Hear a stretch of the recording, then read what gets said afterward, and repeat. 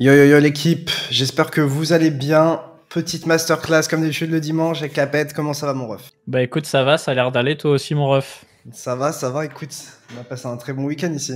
Et bah écoute, de même, beaucoup d'analyses cette semaine, beaucoup d'analyses, beaucoup de muscu, donc en fait tout ce qui compte, j'ai envie de vous dire. C'est vrai qu'on a eu des alts qui ont bien fondu ces derniers temps, là on a vu des semblants de rebond sur certains alts, notamment sur les narratifs d'Épine et IA, et justement c'est des sujets que je regarde pas mal en ce moment. Sur ce sujet-là d'ailleurs il y a la vidéo de Victor Crypto sur Peak Network qui est sortie, que j'ai pas encore regardé en entier, mais qui résume bien les choses, parce que le TGE arrive bientôt. Donc voilà, ça avance bien sur ce marché. Ça bosse. Il faut. Non, j'avoue que cette semaine, que dire? On a peut-être le droit au bonheur? Bah écoute. On sait Ah pas? ouais. Non, je sais pas. Non, mais le marché qui rebondit. Ouais. On a eu une petite escapade autour des 56K. On risque de clôturer cette semaine à 64 000 $. Mais que demande le peuple en fait? Je suis choc bas en fait. Bah moi, ce que je vois, c'est que potentiellement, je mets des grandes parenthèses, on a peut-être un bottom sur certains alts. En tout cas, il y a eu des opportunités d'achat qui ont été saisies sur des Layer 2, sur du Wormhole, sur de l'IA, des pins, Real World Asset, etc. Donc on regarde ça avec beaucoup d'attention. On a eu des nouvelles du jeton Eigenlayer. On en parlera également. On a un visu sur la tokenomics, la répartition des jetons. Le drama Layer 0. On a Layer 0 qui arrive aussi, le petit drama. Ouais, alors c'est vrai qu'il y a ça. On l'a pas couvert dans une actualité. Je vais me le noter quand même. Ouais, de ce que j'ai compris, ils ont. Alors j'avoue que j'ai profité un peu du week-end, mais j'ai pas suivi tout. Mais de ce que j'ai compris, si on snitchait, donc en gros, si on Il y a de la, disait s'il y a de la qu'il y avait délation. 6 billes, à ce moment-là, tu pouvais toucher une partie des jetons auxquels ces wallets-là auraient été éligibles. Donc en gros, pour faire simple, si j'ai 10 wallets avec 1000 jetons et que Capet décide de me snitch et de me balancer, donc le fait que je farme avec plusieurs comptes alors que je suis pas censé le faire, bah il peut récupérer je crois 10 ou 15% des jetons auxquels j'étais éligible, 10%. C'est ça. 10% Donc, pour la délation, 15% si tu te donnes toi-même, si tu donnes toi-même tes adresses. Ok. Voilà. Ok, ouais, bah en fait ça donne presque envie de pas le faire en fait. Enfin dans le sens où, en fait moi j'ai pas mal de mal avec cette approche-là dans le sens où, en fait, c'est pas aux gens de balancer, c'est à toi de mieux concevoir ton système, non? Est-ce que tu préfères du snitch ou est-ce que tu préfères du KYC? En fait, la question, c'est plutôt, il fallait que quelqu'un teste des nouvelles approches d'airdrop. Donc là, on est dans l'autodélation et la délation, en sachant que l'autodélation paye plus que si c'est quelqu'un d'autre qui te poucave. Et donc, en fait, ça va être aussi un moyen de voir quel est le ratio de gens qui seront prêts à le faire. Plus, ça fait un coup marketing, même s'il a un peu bad buzz, mais en réalité, bon, tout le monde leur mange dans la main parce qu'aujourd'hui, en termes de protocole, de bridging et compagnie, c'est un peu les rois. En tout cas, ils ont une meilleure cote que Wormhole. Bah, c'est assez marrant parce que t'as un Wormhole qui est plutôt bien capitalisé, t'as un Axelar qui est à la traîne mais qui est hyper corrélé à Wormhole, et t'as Layer 0 qui arrive dans le game, et de ce que je comprends, enfin je sais pas, après j'ai parlé avec Axelar donc forcément ils m'ont pas dit nécessairement énormément de bien de Layer 0. Donc la question que je me pose c'est est-ce que c'est surcoté ou est-ce que c'est genre juste un biais que par exemple les gens d'Axelar peuvent avoir ou que Wormhole peuvent avoir sur Layer 0. J'ai du mal à concevoir à quel point cette solution est bien meilleure que les autres, etc. J'ai l'impression qu'ils font pas tous exactement le même métier. Ouais, bah en fait, ce qui serait reproché à Axelar, c'est que t'as pas vraiment de token canonique, tu sais, c'est des AXL, quelque chose. Non, ça a changé ça. Ça a changé ça, pardon? Ah, je sais Non, pas. en gros, c'est une sorte de paramètre que tu définis de ce que me disait Sergey, le founder. Et ça peut être le cas sur des jetons ou des chaînes qui sont très peu liquides, de ce que je comprends. Mais non, dans la plupart du temps, tu peux avoir des assets natifs. Donc, faut voir ce que ça donne. Après, évidemment, lui, c'est ce qu'il me dit. Peut-être que dans les faits, c'est différent. Mais de ce que je comprends, c'est relativement propre à la DApp qui build sur Axelar. C'est-à-dire que c'est quelque chose qu'ils peuvent définir. Tu vois, ils peuvent définir les routes, les tokens, etc. Donc, parce qu'à l'époque, Layer 0, ils arrivaient un peu pour dire nous, c'est plus UX friendly, c'est mieux sécurisé pour le passage des assets d'une chaîne A à une chaîne B. Dans les faits, je vais pas faire mec, j'en sais rien. Tu vois, par rapport à Wormhole et compagnie, j'en sais rien du tout. Sur DYDX, t'as la V4, et en gros, tu peux déposer n'importe quelle chaîne sur la DYDX chain en utilisant Axelar, en fait. Ouais. Donc, de ce que je sais, tu peux déposer en Ethereum de Arbitrum sur la DYDX chain, donc sur la V4. Parce qu'en fait, la V4 de DYDX est sur une app chain, donc un layer dédié à DYDX. Donc, ils sont obligés d'amener les jetons sur ce layer pour pouvoir trader dessus. Donc, peut-être que je suis plus au courant de tout, hein,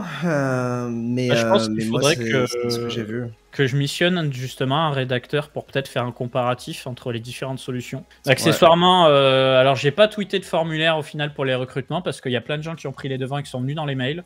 Ouais, j'ai vu pas mal de mails passer. Et du coup, on est déjà à 6 personnes en test, dont 2 de validées. J'en ai 4 d'autres qui sont en cours. Donc très court terme, on a pas mal d'analyses fondamentales qui vont arriver sur des jetons qui sont déjà sortis du top 100. Et après, je vais missionner des gens sur tout ce qui est IA, Fully Homomorphic Encryption, Depin, Real World Asset, enfin bref, tout ce qui est à la mode, histoire qu'on ait tout sur Coin Academy. Et après, je me servirai de ça comme support pour des vidéos. Exact. Et de toute façon, les gens, si vous voulez aller sur Coin Academy, vous avez vraiment beaucoup de contenu. Comme le disait Capet, a publié justement cet article sur Namada. Et même chose sur Core, sur Warden. Je crois qu'il y a d'autres choses qui sont même dans la partie Club VIP qui étaient en avant-première, etc. Donc il y a plein de contenus qui vont sortir, donc n'hésitez pas à checker. Et on a tendance à tout répertorier. Directement ici. Ouais. Donc des fois il y a des problèmes de cache, des fois il y a des trucs qu'on n'a pas encore répertoriés exactement dans cette section-là. Mais on a tendance à le mettre à jour régulièrement, genre une fois par semaine. Comme ça vous avez vraiment tout au même endroit. Mais voilà. Mais sinon plutôt belle semaine. Moi je suis plutôt content. On m'a donné ce que je voulais. Je sais pas si t'as vu ce que j'avais tweeté, etc. Mais on m'a plutôt donné ce que je voulais. Donc je suis très content de comment ça se passe. Après voilà. Hein. Est-ce qu'on va me faire fermer ma gueule et on va prendre le lot et on va juste aller sur une énorme panique, c'est pas impossible, mais de ce que j'ai vu, ça commençait aussi à bouger du côté des ETF, donc je pense que ça pourrait être l'occasion d'en parler dans cette masterclass. On va en parler, tout à fait. Bah écoute, voilà, le programme du jour, ça va être de parler des actualités avec principalement Eigenlayer que je suis en train d'absorber parce que je connaissais le principe, mais maintenant on a le jeton. Ils ont donné plus d'explications techniques et honnêtement, des fois c'est plus compliqué. Enfin, ça a l'air plus compliqué que ça ne l'est vraiment. J'ai pas encore tout compris, mais voilà. En gros, je veux pas parler trop vite, mais tu vois, j'ai l'impression qu'ils veulent faire un petit peu plus que ce que fait déjà Chainlink en étant plus qu'un oracle, c'est-à-dire à la base quand on parlait d'oracle, Eigenlayer. Ok, Eigenlayer. En gros, à la base quand on te parlait d'oracle, on te disait quoi? On te disait le problème d'un smart contract, c'est qu'il ne sait pas ce qui se passe à l'extérieur de la blockchain. Donc on a inventé les oracles. Et en fait aujourd'hui, ce serait plutôt prouver s'il y a une tentative de fraude avec un truc que tu peux prouver mathématiquement, donc un truc qui se passe on-chain, ou est-ce qu'il y a tentative de fraude avec des informations à l'extérieur de la blockchain, comme ce que pourrait faire un oracle ou autre. Et c'est là-dessus qu'ils veulent se concentrer. Et il y a eu un gros drama d'ailleurs par rapport à Eigenlayer. Sur Eigenlayer ? Mais du coup, Eigenlayer serait aussi oracle ? J'ai pas compris. Bah, en gros, Eigenlayer peut permettre de construire des oracles, notamment. Mais il peut permettre beaucoup plus. Via quelle solution ? Et bah par exemple un oracle décentralisé qui dit bah moi je sors pas mon propre jeton, ou alors mon propre jeton c'est pas le jeton principal et je me sers de la sécurité économique d'Ethereum. Ah ouais. Comme c'est le gars de e-oracle, sur Twitter. Okay. Mais voilà pourquoi je parle de ça, c'est parce que du coup en fait je pense que ça risque d'être vraiment big. Bon bah spoiler, je pense que vous étiez à peu près tous au courant, mais plus tu commences à comprendre à quel point ils sont allés loin et plus tu te dis c'est vraiment ouais. Bah j'ai fait une vidéo du coup qui a été enregistrée, là j'ai 4 interviews d'avance. J'ai l'interview de Vanek, j'ai l'interview de Prime Protocol, j'ai l'interview d'un gars de chez Killing qui est spécialisé en restaking, donc vidéo dédiée sur ce sujet-là, et j'ai une vidéo aussi du founder et CEO de Morpho. Donc je pense que ce sera un des sujets qui sera traité aussi semaine prochaine en vidéo sur ma chaîne.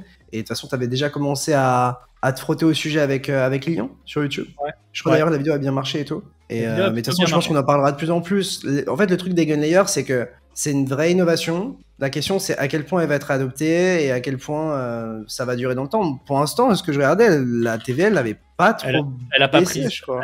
Elle a pas baissé. Ça mec, parce que j'ai vu qu'on avait fait un article sur Coin Academy comme quoi la TVL baissait. Bah, la TVL, elle baissait d'un point de vue dollar, mais c'est des Ethers qui sont dedans et qui ont perdu en valeur. En fait, si tu regardes en Ethereum, regarde, en Ethereum, on est en up only, quoi. Ça s'est repris, et en fait, ce qu'il faut comprendre, le drama, ça a été de dire ok, tu peux claim tes tokens jusqu'au 10 mai, mais tu peux pas les transférer à partir du 10 mai. À partir du 10, non ?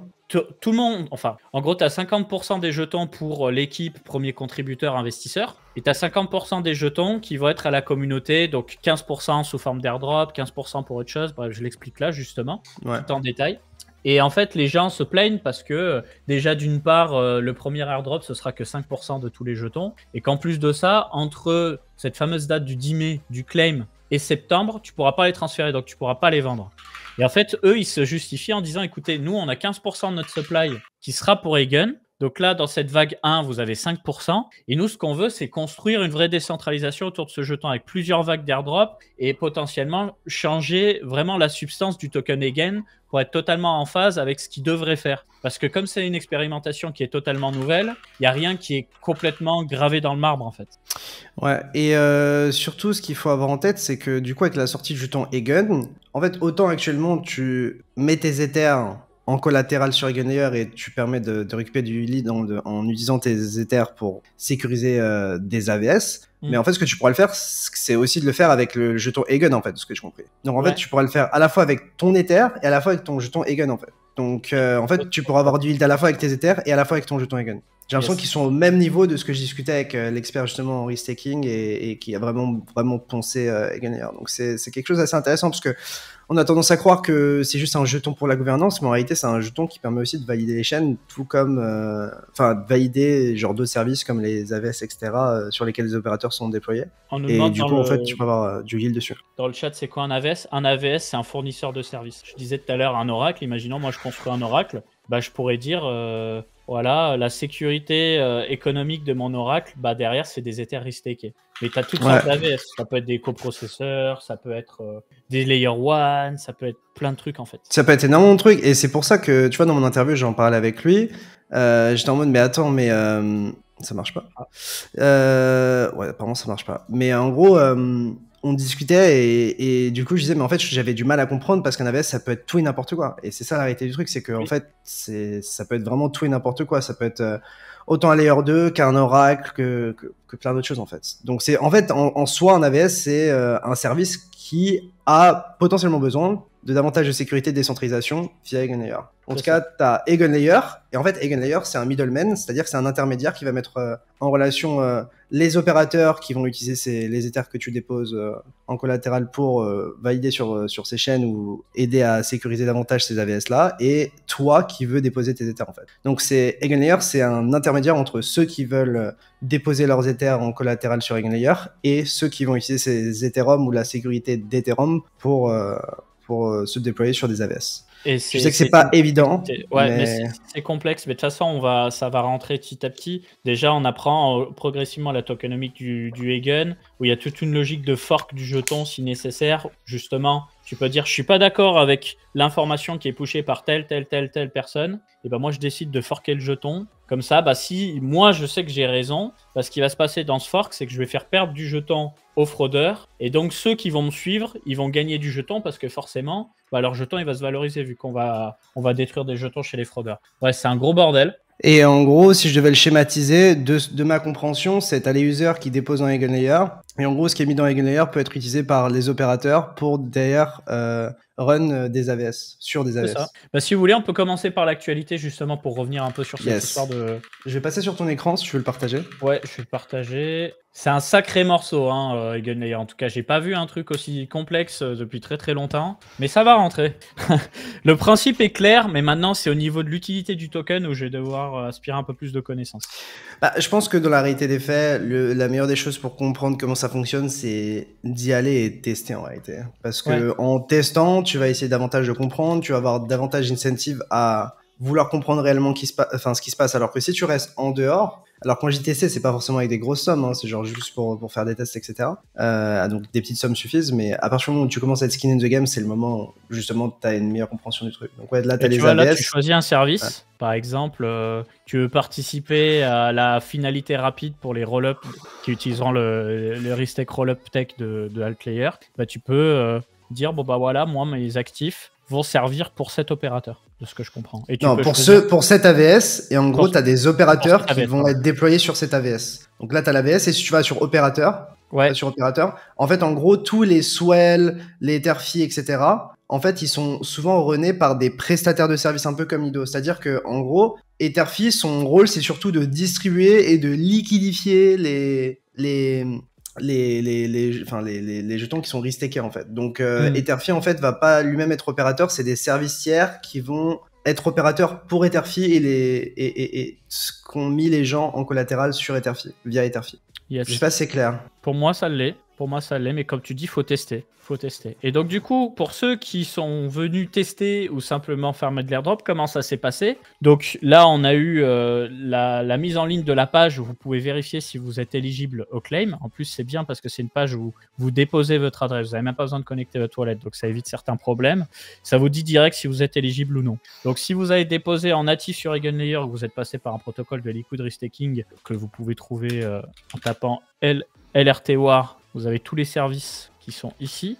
Voilà, notamment Renzo, dont on vous a parlé, Terfai, mais il y a aussi Kelp, Swell, etc. Bref, vous allez potentiellement être éligible. Alors initialement, ce qui s'est passé, c'est que tu avais des gens, beaucoup de gens d'ailleurs, qui se retrouvaient avec 10 jetons, donc l'équivalent de 100 balles. Donc ils ont fait un peu la gueule. Et donc ce qui s'est passé, c'est à la suite de la plainte générale de la communauté, ils ont fait un nouveau communiqué pour dire que toutes les adresses, en sachant qu'on parle de 280 000 adresses éligibles, ont reçu un bonus de 100 en plus de leur minimum de 10. Donc tu as à minima, si tu es éligible, 110 jetons. Et actuellement, le jeton s'échange aux alentours des 8,50 $ sur le marché secondaire. Ça fait presque 1 000 $. Ça fait presque 1 000 $, tout à fait. Donc ça, c'est le strict minimum si vous avez une adresse éligible. J'ai pas les conditions très précises d'éligibilité cependant. En gros, c'est en fonction de ton nombre de points. Derrière, c'est convertible en un certain nombre de jetons. Et plus tu avais de points, plus tu avais de jetons équivalents. Moi, personnellement, j'ai touché l'airdrop. Donc, moi, j'avais staké, restaké directement en natif sur EigenLayer, mais aussi via des protocoles de liquid restaking. Donc je suis allé éligible, mais j'ai pas gagné grand chose. Et j'avoue que voilà, avoir 100 jetons en plus sur tous les wallets où on est éligible, c'est vraiment pas mal. Ouais. Ce qui a fait grincer des dents, c'est surtout le fait que le snapshot a été fait le 25 mars, de ce que je me souviens. Oui, jusqu'au 15 mars. En gros, les premiers utilisateurs profitent de cette première saison. De la saison 1, exactement. Voilà, cette première saison, elle représente 5% de tous les jetons, en sachant qu'on est sur un supply total de jetons de l'ordre de 1,67 milliard. Voilà, c'est un peu particulier, c'est pas 1, c'est pas 5, c'est pas 10, c'est 1,67. Et donc, il y aura plusieurs saisons, la prochaine saison étant pour les personnes qui auraient stacké entre le 15 et le 29, mais il y aura probablement une saison 3, 4, 5, etc. Et c'est justement là où il faut bien comprendre que vous avez un total de 15% alloués aux airdrops, dont 5 qui sont déjà alloués pour cette saison 1, et donc les 10% qui restent, ce sera pour les saisons 2, 3, 4, 5, etc. Et probablement des saisons qui arriveront après le lancement du jeton, d'ailleurs, comme peuvent le faire Arbitrum, Optimism, etc. Donc tout ce qui était avant le 15, c'était la saison 1, et tout ce qui a entre le 15 et le 29 avril, saison 2, et à partir de maintenant, je suppose, saison 3 ? En toute logique. Après, ils en ont pas parlé, mais en toute logique, oui. Donc voilà comment ça se passe. Je reprends du coup au niveau de la location. On a quand même 29,5% pour les investisseurs. Et il y a eu des gros investisseurs. Ensuite, vous avez l'équipe, les contributeurs, etc. Donc on est en fait sur un total de 50%. Et 50% pour la communauté. Donc que ce soit sous forme d'airdrop ou distribuer des grants, propulser des écosystèmes, etc., etc. Alors, il faut savoir d'ailleurs que pour le moment, comme je vous le disais, les jetons pourront être claim à partir du 10 mai. C'est pour ça que vous avez un petit compteur. Là, on est actuellement le 5 mai. Et à partir du 10 mai, personne ne pourra visiblement vendre ces jetons. Donc, je ne sais pas trop comment ça va se passer au niveau la transférabilité des liquidités. Mais en fait, je pense que de toute façon, tu pourras voter avec, mais c'est tout ce que tu pourras faire avec, je pense. Et après, ils visent septembre 2024 pour le TGE du jeton. Donc, la vraie sortie du jeton. Et c'est là où ça devient intéressant. C'est très bizarre en réalité. Enfin, c'est très bizarre, c'est très nouveau en tout cas, très différent de ce qui se faisait jusqu'à maintenant. C'est nouveau, ouais, c'est assez nouveau. Donc du coup, déjà, il faut savoir que j'ai mis septembre 2024, c'est vague. Ils parlent jusqu'au 30 septembre dans leur communiqué. Voilà. À partir de ce 30 septembre, vous serez capable, si vous êtes éligible à l'airdrop, de débloquer vos jetons, de les vendre, les échanger, etc., etc. Les contributeurs et investisseurs, eux, seront bloqués pendant 1 an, et visiblement 1 an à partir du TGE, donc jusqu'en septembre 2025. Donc pas de pression vendeuse pour eux. Encore heureux, parce qu'on parle quand même de beaucoup de jetons. Et donc, la majorité des jetons, ouais. À partir de septembre 2025, ils verront leur allocation débloquée de 4% par mois pendant 2 ans. Voilà, donc pression vendeuse plutôt à partir de septembre 2025 du côté des Gunlayers. Voilà, donc il y a beaucoup de ressources à comprendre, mais voilà dans les grandes lignes ce qu'il faut en retenir. Ensuite, on apprend que Gary Gensler et la SEC considéreraient secrètement l'Ethereum comme une security. Alors, qui nous rapporte cette information? En réalité, c'est Consensus. C'est un débat qui est extrêmement intéressant. Alors, je vais essayer de pas vous manger le cerveau avec cette information. Ce qu'il faut comprendre, c'est que Consensus, c'est l'entreprise qui fait les principaux développements sur Ethereum, puisque un des cofondateurs d'Ethereum a créé Consensus, a monté une boîte, possède beaucoup d'Ethers du coup, a facturé énormément de prestations, probablement contre des Ethers, etc., etc. Et donc, on en revient à ce fameux sujet, est-ce qu'Ethereum est une security ou pas? Historiquement, Gary Gensler avait dit que non, et après, il avait flouté un petit peu l'information. Maintenant, il se dirait qu'en off, ils disent que oui. Mais voilà, cette information, en fait, c'est juste pour créer la zizanie entre Consensus et la SEC. C'est-à-dire que, en gros, je pense que Consensus, qui qui a déjà attaqué la SEC en justice, va continuer d'apporter des arguments. La SEC va continuer de rendre des contre-arguments qui seront toujours les mêmes. Hein, c'est-à-dire, il y a eu une ICO avec l'Ethereum Foundation. Il y a des gens qui sont pétés d'Ethereum alors que si c'est pas une security, qu'est-ce que c'est? Parce que tu vois, dans Bitcoin, tout le monde pouvait miner, tandis que sur Ethereum, il y a eu du préminage. Donc déjà, il y a cette histoire-là. Et donc, tant que Consensus n'arrivera pas, je pense, à mettre d'accord un juge, il y aura toujours cette zone de flou, et cette zone de flou va pouvoir durer un certain temps, je pense. On sait que le mois de mai pour les ETF Ethereum, c'est très peu probable, mais moi, personnellement, là, c'est moi qui me mouille, je pense qu'on va nous casser les pieds pendant des mois et des mois avant qu'on sache le fond de l'histoire. Je suis pas pressé pour ce ETF. Je peux compléter, parce que du coup, j'ai regardé une interview de Joseph Lubin, Joseph Lubin, je sais pas comment on prononce, ouais. Qui est un des cofondateurs d'Ethereum, en gros, CEO de Consensus. Ouais. Et du coup, il a fait une interview avec Bankless Ventures,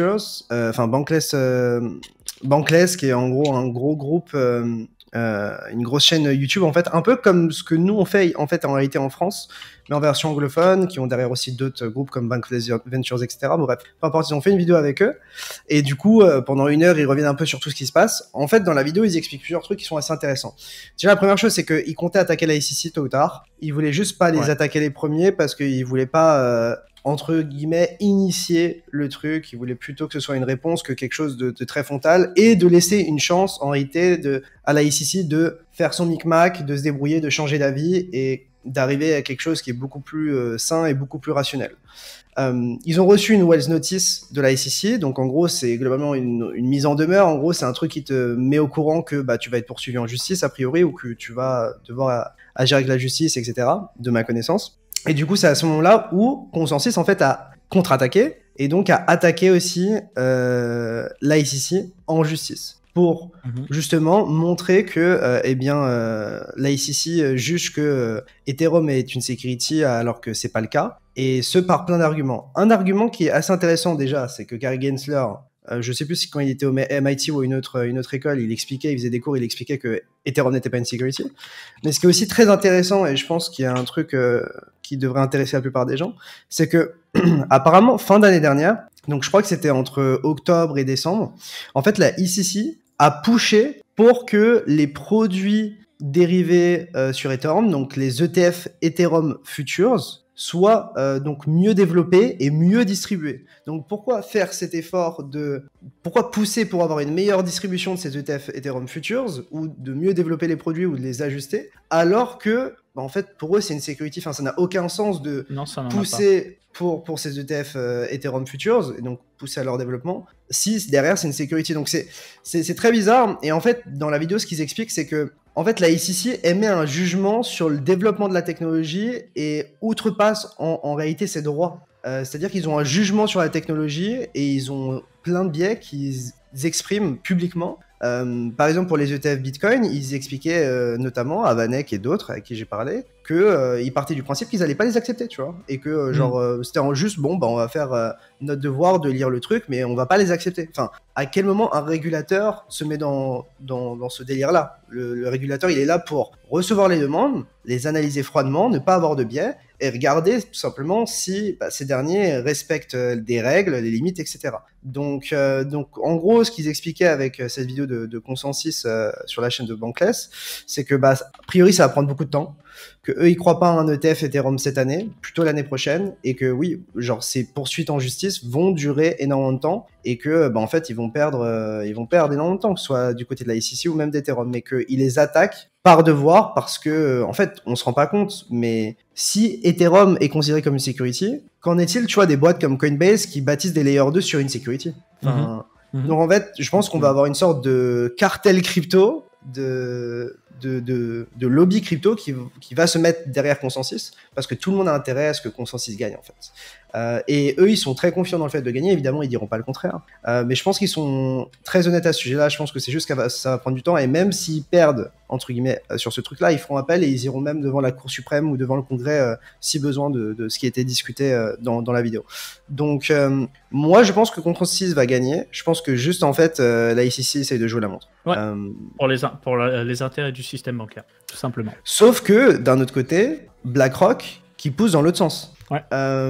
Et du coup, la discussion que j'avais avec certaines personnes, c'est que peut-être que BlackRock, alors il y a deux hypothèses, soit BlackRock a compris qu'ils allaient rien pouvoir faire face à les cryptos et que dans tous les cas ça allait péter, et donc autant se mettre dans le sens du vent et se développer sur cet écosystème, voilà. Soit l'alternative à ça, c'est contrôler pour mieux régner, quoi. Donc prendre la main sur l'écosystème pour mieux régner. Donc il y a ces deux options-là, en fonction de...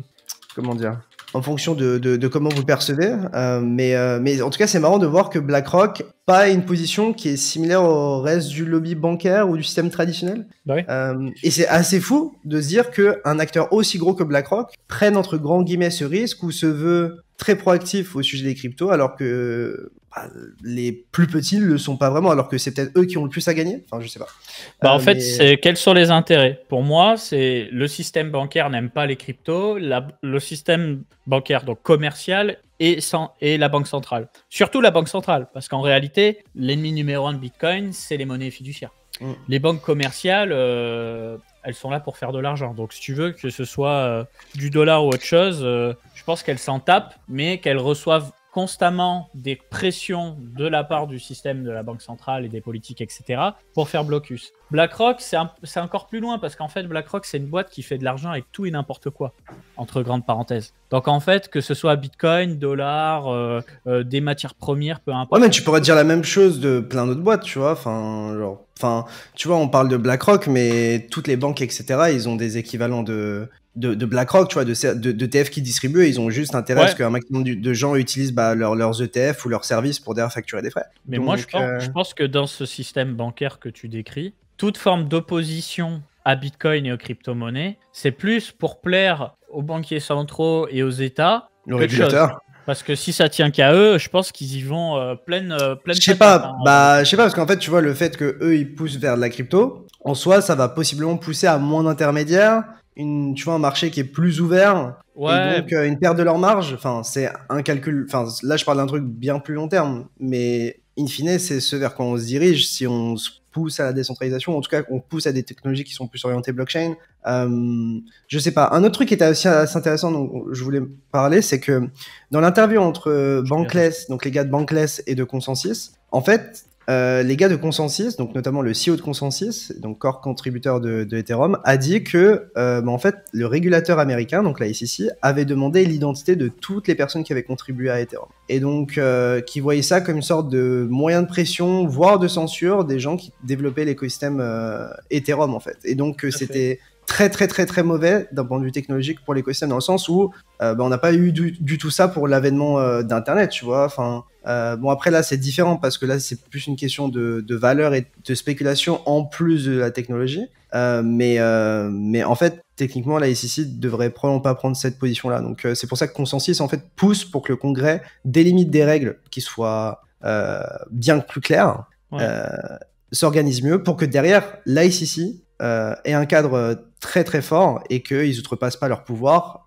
pour nous amener dans des discussions et des attaques en justice, etc. quoi. En tout cas, c'est beau, hein, la démocratie américaine, elle est quand même propre, parce qu'au final, même si tu peux avoir des intérêts, des personnalités très hautes placées en politique, etc., au final, il y a tellement de pays différents, tellement de visions différentes que t'as pas un monopole de la pensée. Et si, imaginons... J'ai l'impression que c'est différent en Europe, ouais.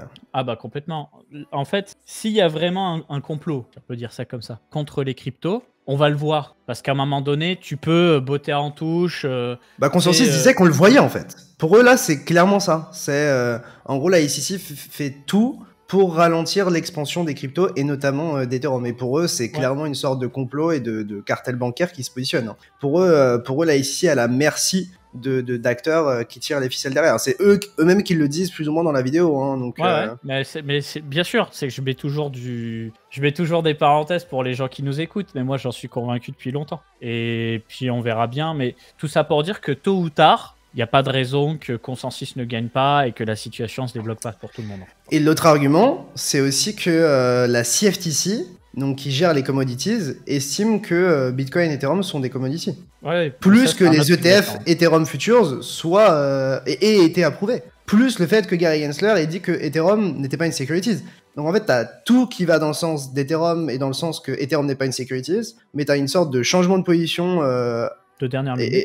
De dernière minute. Bon, par le passé, ils étaient déjà en mode oui, bah c'est une security d'une certaine manière, ou en tout cas on s'exprime pas trop. Et là, t'as l'impression que dès qu'on s'approche de l'approbation des ETF Ethereum, ça commence à bouger beaucoup en backstage. Et je pense qu'il va être vraiment intéressant. Enfin, de toute façon, vous le savez, c'est les élections américaines en fin d'année, de ce que j'ai compris. Donc, ça va probablement influencer si Gary Gensler reste à la tête de la SEC ou pas, quoi. Je suis d'accord.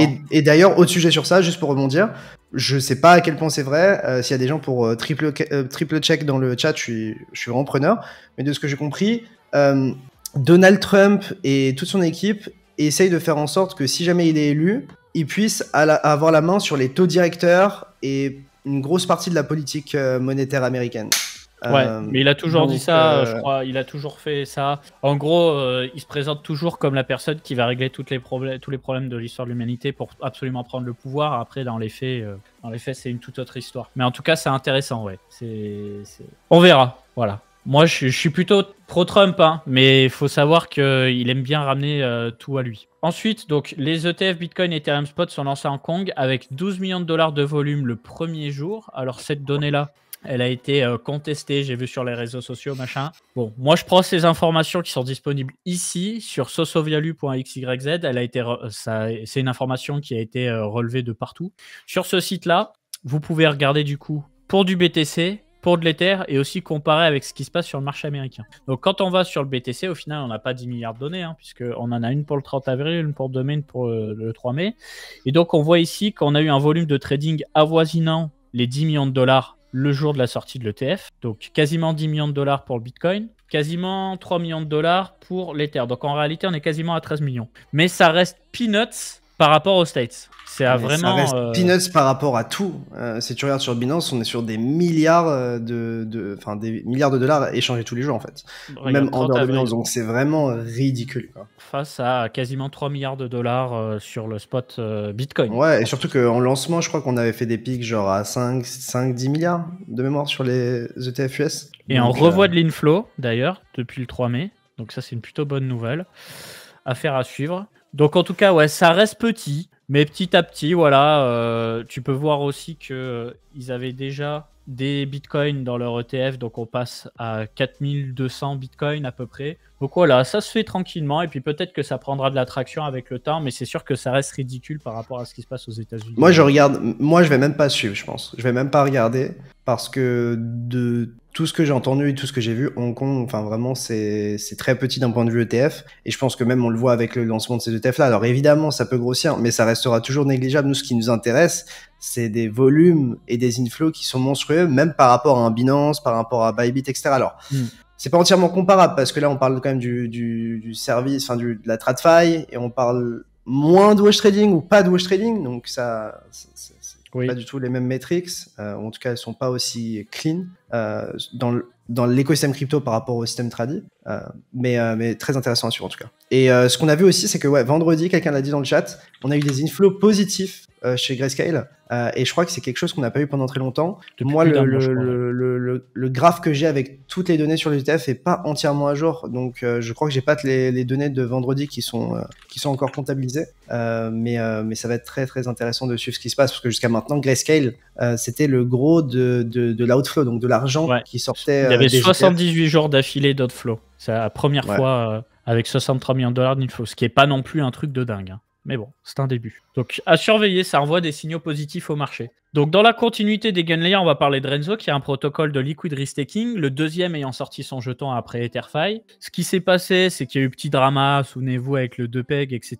Là, on est sur une capitalisation avoisinant les 180 millions de dollars. Donc, pour le moment, ça tient. Et on va surveiller. En tout cas, EtherFi a fait beaucoup plus mouche que Renzo, ce qui ne m'étonne pas d'ailleurs par principe. Et on va avoir pas mal d'autres jetons qui vont arriver très probablement prochainement. On a vu notamment, je ne l'ai pas noté, mais Justin Sun qui aurait déposé pas mal de liquidités sur le protocole Swell. Donc on s'imagine que Swell va nous annoncer très prochainement un airdrop, etc. 54% de la TVL, je crois, de Swell même. Hein. J'ai vu quelque chose comme ça. Donc je crois que c'est vraiment énormissime. Je sais pas. Alors peut-être que ce truc est pas à jour, tu vois. Mais moi, il me semblait que Swell c'était plus petit. Hein, en tout cas, c'était beaucoup. Ce qu'il a mis, c'est beaucoup.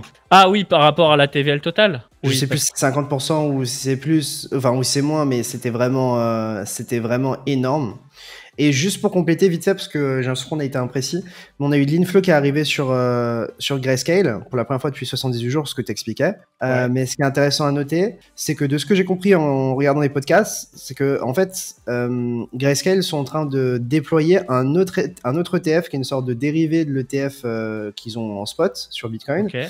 Ce serait une sorte de, je sais plus si c'est mini BTC ou IBTC, un truc comme ça, et qui aurait beaucoup moins de frais en fait. Donc, ce qui permettrait en fait des gens qui sont dans, ce qui permettrait aux gens qui sont dans les ETF Grayscale, Spot, sur Bitcoin, de passer de celui-ci actuel où il y a beaucoup de fees à un autre qui a beaucoup moins de fees. Par contre, ce serait évidemment un événement taxable, le fait de retirer ses sous du premier ETF pour le mettre dans le deuxième. Mais de ce que j'ai vu, il lance un nouvel ETF, un ETF annexe pour Bitcoin. Ouais. Voilà, et du coup, j'ai l'info pour Justinson qui a déposé 120 000 Ethers sur Swell Network. Calme. Donc quasiment 50% du total des dépôts. Bon, bah, voilà. Donc il y a encore un petit braquage qui arrive. N'oubliez jamais que Justinson est le roi des rois des délits d'initiés et que pour le moment il n'a jamais payé. Il n'a rien à faire. Il n'a jamais payé. Et je ne le souhaite pas du mal du tout. J'en ai rien à secouer. Mais je vous dis juste, on est sur un marché qui est tellement mafieux que le mec fait des délits d'initiés, c'est-à-dire il nous envoie directement le message, regardez, je pose mes couilles, je prends votre fric, et tout le monde laisse faire. Et ça, je trouve ça... Après, c'est souvent... genre, ça peut faire partie de conditions d'investissement, tu vois. Genre, en mode, il est investisseur chez Swell ou chez X ou Y, et en échange, il doit commit, mais ça lui permet d'avoir une meilleure valorisation ou des meilleures conditions de vesting, etc. Je sais que c'est quelque chose qui peut exister, et je sais que dans l'industrie, il y a beaucoup de choses qui se monnaient, y compris le fait de commit de la TVL, donc d'apporter de la TVL, mais ça peut être aussi de choses, dont du marketing, comme Arthur Ace. Possible. En tout cas, on n'a pas le détail à ce niveau-là. Ensuite, donc toujours sur Renzo, je tenais à vous signaler que du coup, on va garder pendant très longtemps un supply de jetons de l'ordre de 10%, débloqué au total, et le prochain unlock de jetons se fera du coup dans un an, au 30 avril 2025. Donc pour le moment, on gardera une capitalisation boursière plutôt basse, en attendant l'année prochaine. Apparemment, il y a quelqu'un qui confirme ce que je disais. Il y a quelqu'un qui dit oui. Et d'ailleurs, le tout nouvel inflow de Grayscale, c'est le transfert interne entre GBTC et leur nouveau produit mini GBTC. Ok, ça je le savais pas du coup. Ensuite, donc, on a le fondateur de Binance, Sizi, le bon vieux Sizi, qui prend 4 mois de prison. Visiblement, c'est du ferme. Alors, j'ai pas pu avoir 10 000 sources à ce sujet. Les seuls qui parlent expressément de prison ferme, c'est Capital. Je pars du principe que Capital est quand même un média qui fait attention à ce qu'il dit. Mais visiblement, ce sera bien 4 mois de ferme pour lui, après avoir répondu coupable à des accusations de facilitation de blanchiment d'argent. Donc, j'ai aussi posé la question sur Internet, quand est-ce qu'il met les pieds en prison? J'ai pas eu la réponse. Mais en tout cas, le dernier tweet de Sizi, c'est celui-là où il remercie tout le monde pour son support. Et je pense qu'à partir de maintenant, il va se faire très petit. Il va rester investisseur passif. Mais voilà, ce monsieur sort avec, je crois, 47 milliards de dollars en poche d'actifs. Donc je pense que c'est un braquage bien réussi. Sizi, apparemment, a une fortune estimée à 47 milliards de dollars. Ok. C'est... Enfin, je sais pas si on se rend bien compte. Je sais pas si c'est... Voilà, it takes 47 billion dollars. Ouais, je sais pas à quel point c'est sourcé, etc., à quel point c'est fiable, hein. Mais ce serait pas impossible, quoi. Après, 47, c'est énormissime, hein. 47, c'est énorme. Et 47, c'est plus que la valo de Binance? Je sais pas du tout. En tout cas, c'est ce que j'avais lu. C'est ce que j'avais lu. Et peut-être que c'est une estimation qui avait été faite à un moment donné par Bloomberg ou je sais pas qui. Mais en tout cas... GG à lui, qu'est-ce que tu veux que je te dise de plus? Je pense que c'est les 4 mois de ferme les plus rentables qu'on puisse avoir dans une vie d'entrepreneur. Et là où il a été très malin, et je vais pas parler de ça pendant 10 ans, mais c'est que tu vois, il y a eu cette histoire avec SBF et le crash FTX. Je pense qu'à ce moment-là, il s'est dit, merde, j'en ai trop fait, ça va vraiment me revenir dans la gueule. Et quand on est vraiment venu le chercher, je pense qu'il a dit, vas-y, c'est bon, je plaide coupable, machin. Je pense qu'il n'avait pas le choix, hein. Ouais, non mais... Ils ont pris la main sur Binance, c'est les US qui ont pris la main sur Binance, et je pense que le deal que les US ont eu avec Binance, ça incluait le fait que, globalement, il allait en prison, quoi. Puis, vu ce qu'il a facilité, quand même, faut se rappeler quand même qu'à l'époque, les gars, Binance, c'était une blanchisserie, t'as peur. Tu pouvais retirer 10 BTC par jour sur un compte qui était non KYC. La machine à lever, c'est du jamais vu. Non, mais c'était une folie. Moi, je connaissais des potes qui avaient des dizaines de comptes et qui retiraient 10 BTC par jour. Pour pas KYC, ouais. Sans KYC. Et qu'est-ce que je voulais dire? Je sais plus. En tout cas, GG à lui. Et si, ce que je voulais dire, pardon, c'est qu'il aurait pu par ego, jouer le fait de pas mettre un pied en prison, jouer. Après le Crash FTX, il a plus joué, tu vois. Moi, je pense qu'il a envie de retourner aux États-Unis dans sa vie, quoi. Ouais, et ce que je veux dire, c'est qu'avant, il y a eu cette période de flou où, tu sais, on savait pas trop où était le QG. Il y avait une histoire comme quoi ils avaient des employés en Chine alors qu'ils n'avaient pas le droit d'avoir des employés en Chine, etc., etc. Il a joué pendant QG, toi longtemps. Bah aujourd'hui, tu as quand même une antenne en France, par exemple. Tu vois, tu as quand même un QG européen en France. Tu as quand même des trucs. Avant, tu avais R. Ouais, après je sais pas combien d'années d'existence et après avoir pris je sais pas combien de parts de marché en légende sans KYC. Bah ouais, regarde ta Binance ouais, France, mais, c'est ouais, ça. mais Binance France, ok, mais pour le reste, c'est où? Dans les mains de Dieu. Ensuite, on a Tether qui enregistre encore une fois des bénéfices records. On parle de 4,52 milliards de bénéfices pour ce premier trimestre 2024. Donc, on est maintenant sur un capital net de 11,37 milliards de dollars avec des réserves excédentaires de 6,3 milliards. Alors, il faut noter qu'une grande partie des bénéfices ont été faits grâce à leurs investissements dans l'or et dans le Bitcoin, pas uniquement par rapport à l'USDT. Je crois qu'il n'y a que 1 milliard. 3,52 milliards provient des gains sur ces investissements. Donc, c'est pas des investissements, enfin, c'est pas des profits nets, enfin, ils ont vendu du coup? Ou Non, est-ce que non, je pense que c'est du revenu profit latent. potentiel? Ouais, Je pense que c'est du latent, profit latent. Mais c'est quand même gigantesque. Paolo, c'est quelqu'un. Paolo, c'est quelqu'un. Je pense que c'est un des hommes les plus puissants de l'écosystème actuellement. Oui, largement. Enfin, il y a quelle boîte en crypto qui fait plus d'argent que Tether? Genre, Mais c'est surtout. Je pense aucune. Je sais même pas si Binance fait autant d'argent qu'eux. C'est jamais tombé, Tether. Je pense pas. C'est jamais tombé, gros. À l'époque, on avait Bitfinex. Il doit se retourner dans sa tombe, le frérot là. Bah là, gros, je pense que Bitfinex, il s'est pris une attaque de front de zinzin, ça l'a calmé direct. Je pense qu'il y a 3 hitmen qui sont arrivés chez lui, ils lui ont dit maintenant tu fermes ta gueule. Et c'est comme ça, voilà. Ensuite, on a cette histoire qui est incroyable. On a apparemment un utilisateur qui aurait perdu 68 millions de dollars de WBTC, soit 1155 bitcoins, en se trempant dans l'envoi vers une adresse. Alors, comment ça s'est passé pour ceux qui ne connaissent pas la technique? Quand vous allez sur Etherscan ou sur votre wallet, vous pouvez voir les dernières transactions. Et vous pouvez voir du coup les adresses. Et donc ce que font certains hackers, c'est qu'ils brute force des adresses jusqu'à avoir une adresse très ressemblante à la vôtre. Et vous envoient une transaction de sorte à ce que vous, si vous faites pas gaffe, parce que ça commence par les mêmes caractères et que ça finit par les mêmes caractères, vous vous dites ok, c'est mon adresse, vous prenez la dernière transaction, vous faites copier, coller et voilà.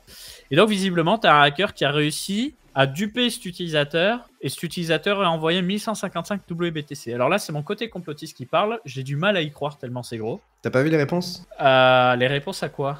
À ce tweet-là. Il y a pas mal de gens qui pensent que c'est genre une fraude fiscale. Moi, je pense sincèrement que c'est une fraude fiscale. En mode, ouais. Mais techniquement, si tu perds tes fonds, pour l'État, l'État, c'est pas son dos, hein, de ce que je comprends. Hein. Je sais pas. Enfin, si toi, tu fais 1 million d'euros, ok, et que oui. tu dois être taxé dessus, et que toi, tu te fais voler ce 1 million d'euros, genre, c'est pas son dos à l'État que t'es perdu ces 1 million d'euros-là, c'est toi, tu dois payer ces taxes dessus, non? Je sais, ouais, bah oui, en tout cas, ça dépend de chaque juridiction, mais en tout cas, pour moi, c'est trop. Mec, c'est trop. Ça a surtout sens. sur un montant comme ça, enfin, je sais pas, c'est curieux. Si tu portes plainte, ouais, en tout cas, voilà, on parle quand même de 68 millions de dollars, hein, ça fait cher la faute. Hein. Donc, oui, par contre, peut-être que tu peux déduire tes pertes de tes impôts, faire passer ça en pertes. C'est un peu facile, hein. Parce qu'à ce moment-là, nous, chaque année, on perd tous nos fonds et on paye jamais d'impôts et on met ça sur des wallets qui sont dans KYC. Bah après, il faut savoir jouer, parce que le truc, c'est qu'on ne sait pas dans quel pays est de la victime, si elle est résidente fiscale de tel ou tel pays, les lois de ce pays, donc comment tu peux jouer avec les lois de ce pays? Parce que pour nous, tu vois, on est en France ou à Malte ou au Luxembourg, on a notre vision de la loi, mais peut-être que dans d'autres pays, ça se joue différemment. Mais en tout cas, faites vraiment attention à l'adresse poisoning. Je crois que c'est comme ça le terme, non? C'est ça. Wallet poisoning, ouais. Parce que voilà, une adresse, elle peut commencer par les mêmes caractères et terminer par les mêmes caractères et être différente de la vôtre en fait. Donc c'est pour ça qu'il faut être hyper attentif et c'est pour ça que Ledger fait très attention à bien afficher l'adresse sur votre Ledger. Simplement, alors c'est chiant et je pense que tout le monde prend pas nécessairement le réflexe de regarder l'adresse entière, hein, qu'on se le dise. Mais vous avez quand même des systèmes de whitelist. Voilà, comme le disait quelqu'un dans le chat, vous avez Rabi qui vous permet d'avoir un système de whitelist. Après, sur Ledger, je crois pas qu'il y ait un système de whitelist, mais je crois sur Ledger, on t'affiche quand même s'il y a déjà eu des transactions sur cette adresse ou si tu as déjà fait des transactions avec. Je sais plus ça. Je crois que tu as quelque chose comme ça. Peut-être de mémoire. Bien, mais... En tout cas, moi, je vérifie toujours l'adresse. Je ne sais pas combien de fois avant d'envoyer de l'argent. Ça, c'est un truc, c'est ma phobie. C'est insupportable. Voilà pour les actualités. Il y a les ENS. C'est vrai qu'il y a les ENS qui sont vraiment très cool. Et c'est pas parce que vous avez un ENS que vous devez systématiquement l'attacher à une adresse, à une identité qui est liée à une personne physique ou quoi. On pouvait mettre des pseudos, mettre n'importe quoi. Et ça vous permet aussi de transférer vos fonds en étant plus serein, en évitant ce genre d'erreur. Ensuite, on a Transaction Analyzer qui nous a fait un rapide thread pour nous parler plus en détail du token Eigen. Ça rentrait trop dans le détail parce que le white paper, il est violent. Je ne l'ai pas lu. Ça demande vraiment beaucoup de temps. Donc, il nous parle du principe du staking. Le problème du staking, c'est qu'effectivement, ton actif, si tu veux vraiment qu'il fonctionne bien pour sécuriser un réseau, il faut que ton actif ait de la valeur, d'où l'intérêt du restaking. Et après, il nous parle de différentes problématiques et il nous parle de faute objective versus faute subjective. Et c'est là où c'est intéressant, ce que je disais tout à l'heure. Donc, une faute objective, c'est une erreur qui enfreint les règles dans la blockchain. Donc, c'est quelque chose que tu peux factuellement prouver parce que tu as la preuve sur la blockchain. Une faute subjective correspond quant à elle à une erreur qui est externe à la blockchain. Par exemple, un validateur qui fournit un prix inexact pour un oracle, c'est une faute subjective. Il n'est pas possible. Je ne peux pas savoir si l'oracle il a fait exprès ou pas, quoi. Il n'est pas possible pour une blockchain de prouver les fautes subjectives et Eigen compte bien résoudre ce problème global. Voilà, c'est tout ce qu'il y a à comprendre.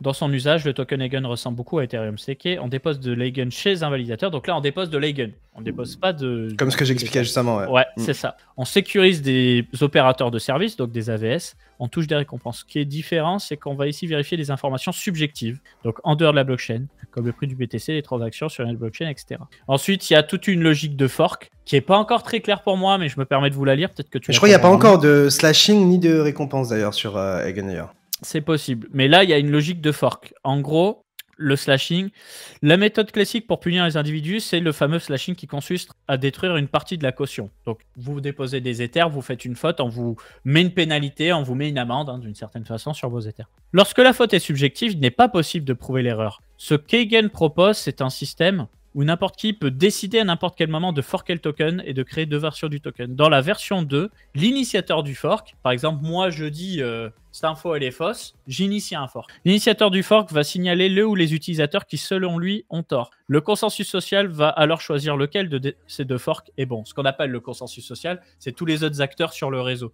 donc les autres validateurs. Si l'initiateur du fork Eigen 2, donc moi par exemple, a effectivement raison, les autres utilisateurs ont une incentive économique à venir vers moi, car les tokens des contrevenants dans ce fork sont partiellement détruits. Donc les contrevenants, c'est les personnes qui cherchent à frauder, donc à donner une fausse information. Ce qui augmente indirectement la valeur du stake des participants honnêtes. Donc c'est un nouveau système. Voilà. C'est un nouveau système. Il y a une logique avec des tokens Eigen non forkables, une logique avec des tokens B-Eigen qui seront lockés et qui, eux, pourront être forkables et utilisés pour le restaking. Donc du coup, tu as ce fameux token Eigen où tu n'as pas cette problématique de fork, de toute façon, c'est pas ton dos. Mais dès que tu veux rentrer dans le jeu du forking des assets, c'est avec le B-Eigen que ça va se passer. Voilà comment je l'ai compris pour le moment.